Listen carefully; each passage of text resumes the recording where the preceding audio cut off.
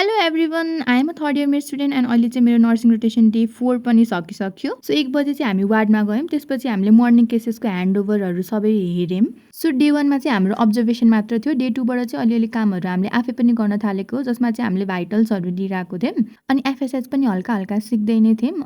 अनि अब चाहिँ हामीलाई बेड पनि असाइन गरिदिनु भएको छ, जहाँ चाहिँ हामीले भाइटल्स लिने हो। त्यसपछि चाहिँ हाम्रो ब्रेक भएको थियो आधा घन्टाको, जसमा हामीले गएर चिया खायौँ। चिया खाएर आउँदाखेरि चाहिँ डेलिभरी भइरहेको रहेछ। अस्ति चाहिँ हामीले डेलिभरी सकेपछि आएको थियौँ, जसले गर्दाखेरि चाहिँ हामीले बेबी मात्र हेर्न पाएको थियौँ। तर यो दिन चाहिँ हामीले पुरै फुल डेलिभरी हेर्न पाएको थियौँ। अनि एउटा मात्र होइन, 2-3वटा नै हेरेका थियौँ।